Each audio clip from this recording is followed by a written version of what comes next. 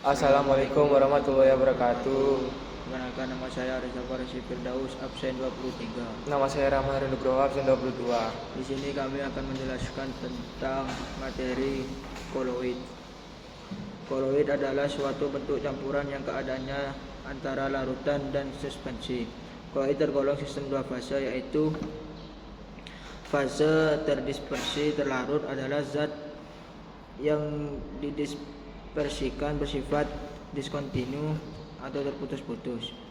2. Medium dispersi atau pelarut adalah zat yang menjadi medium untuk dispersi bersifat kontinu atau berlanjutan. Koloid tergolong campuran heterogen walau tampak homogen secara makroskopis karena perbedaan partikel kedua fase masih dapat diamati secara mikroskopis. Ciri-ciri sistem larutan: dispersi molekuler, sifat campuran homogen, dimensi partikel kurang dari 1 nm, sistem satu fase dan relatif stabil, tidak dapat disaring. Contoh larutan gula, larutan garam, alkohol, cuka, spiritus, air laut, bensin, udara bersih.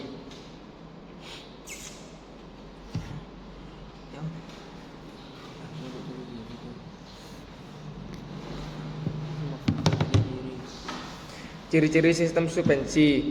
1. Dispersi kasar. 2. Sifat campuran heterogen. 3. Dimensi partikel lebih dari 100 nm. 4. Sistem dua fase dan tidak stabil. 5. Dapat disaring. Contoh air keruh, air berpasir, kopi, air plus minyak. Ciri-ciri sistem koloid. Dispersi koloid, sifat campuran homogen secara makroskopis namun heterogen secara mikroskopis.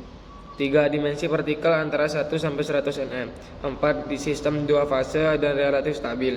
5. Tidak dapat disaring kecuali menggunakan penyaring ultra. Contoh tinta, cat, darah, sabun, asap, jeli, susu, santan, awan, kabut, busa, krim kocok, sitoplasma. Jenis-jenis koloid. Berdasarkan fase terdispersinya, koloid terdiri dari 1. Sol, fase terdispersi padat. 2.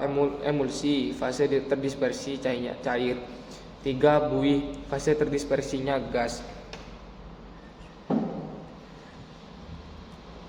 3. Gel adalah sebutan untuk partikel cair terdispersi dalam partikel padat. Gel terbentuk dari sol liofil yang zat terdispersinya mengadsorpsi medium dispersi. Gel disebut juga koloid setengah kaku karena sifatnya cair namun agak padat. Contohnya jeli, agar-agar, gelatin, mutiara, gel rambut, dan lain-lain. 4. Emulsi adalah sebutan untuk partikel cair yang terdispersi dalam partikel cair. Emulsi terbentuk apabila partikel cair tidak saling melarutkan. Emulsi terbentuk karena adanya emulgator atau pengemulsi yang menstabilkan campuran. Contoh pengemulsi adalah sabun membuat minyak dan air bercampur. Kasein mengemulsikan susu. Kuning telur mengemulsikan mayonaise. Emulsi terbagi menjadi 2, yaitu A. Emulsi minyak dalam air. Emulsi di mana minyak atau zat yang tidak bercampur dengan air terdispersi dalam air. Contohnya santan, susu, lateks. B. Emulsi air dalam minyak. Emulsi di mana air terdispersi dalam minyak, zat yang tidak bercampur dengan air. Contoh mayonaise, minyak ikan, minyak bumi, mentega. 5. Buih. Buih adalah sebutan untuk partikel gas terdispersi dalam partikel cair. Buih terbentuk karena adanya pembuih yang menstabilkan campuran, misalnya sabun, deterjen, dan protein. Buih terbentuk dari zat cair yang mengandung pembuih yang dialiri gas. Contoh buih sabun, krim kocok, krim cukur. Sifat-sifat koloid. Sifat-sifat koloid antara lain: 1. Efek tindal. Efek tindal adalah efek penghamburan cahaya oleh partikel koloid. Contoh efek tindal: sorot lampu mobil ketika berkabut. 2. Sorot lampu proyektor film dalam bioskop yang diberi asap. 3. Berkas sinar matahari melalui celah daun pohon di pagi yang berkabut. 2. Gerak Brown. Gerak Brown adalah gerak acak zigzag partikel koloid yang disebabkan oleh tumbukan tak setimbang antara partikel terdispersi dengan pendispersi. Gerak Brown menstabilkan koloid karena mengimbangi gaya gravitasi yang dapat menyebabkan pengendapan. 3. Muatan koloid. Muatan koloid terbentuk karena koloid dapat mengalami adsorpsi, elektroforesis, dan koagulasi. Pembuatan koloid. Koloid dapat dibuat dari sistem larutan atau dari sistem suspensi. Cara pembuatan koloid dibagi menjadi cara kondensasi dan cara dispersi. Cara kondensasi dilakukan dengan agregasi partikel larutan menjadi koloid. 2. Cara peptisasi. Cara peptisasi dilakukan dengan bantuan zat pemecah atau pemeptisasi. Contoh peptisasi adalah agar-agar dipeptisasi air, nitroselulosa dipeptisasi aseton, karet dipeptisasi bensin, endapan nikel sulfida dipeptisasi H2S. Endapan AlOH 3 kali dipeptisasi AlCl3. Cara busur Bredig atau Bredig arch. Busur Bredig digunakan untuk membuat sol logam dan merupakan campuran kondensasi dan dispersi.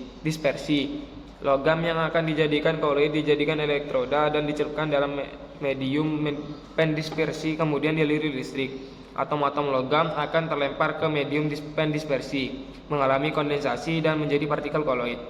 Pembuatan koloid terkadang terganggu oleh ion-ion yang mengganggu kestabilan koloid. Dialisis adalah suatu proses penghilangan ion-ion penggunaan kestabilan koloid.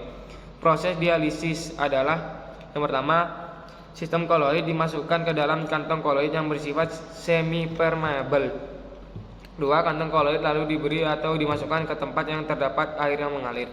3. Air yang mengalir membawa ion-ion pengganggu dan molekul sederhana namun tidak membawa partikel-partikel koloid. Contoh dialisis. Proses filtrasi darah oleh ginjal yang menyaring darah dengan tidak meloloskan sel-sel darah dan protein darah. Proses dialisis darah atau cuci darah bagi penderita gagal ginjal. Contoh soal koloid. 1. Sebutkan dan beri contoh sifat koloid. Menghamburkan cahaya atau efek tindal, contohnya langit berwarna biru pada siang hari, sorot lampu mobil pada malam berkabut. Partikelnya terus bergerak atau gerak Brown, contoh gerak sitoplasma, dapat mengalami pengumpalan atau koagulasi, contohnya pembentukan delta muara sungai. Lebur koloid pada sungai, karet dalam lateks.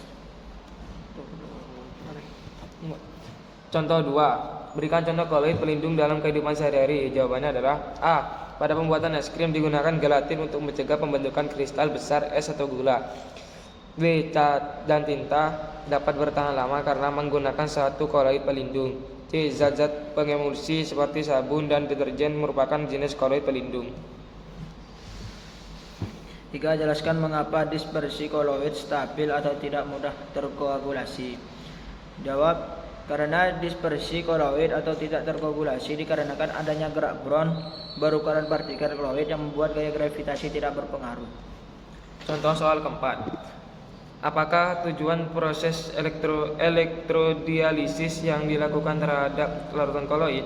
Jawabannya, membuang kelebihan ion-ion elektrolit dari larutan koloid. Proses ini dapat dibantu dengan menggunakan arus listrik. Sekian dari kami. Wassalamualaikum warahmatullahi wabarakatuh.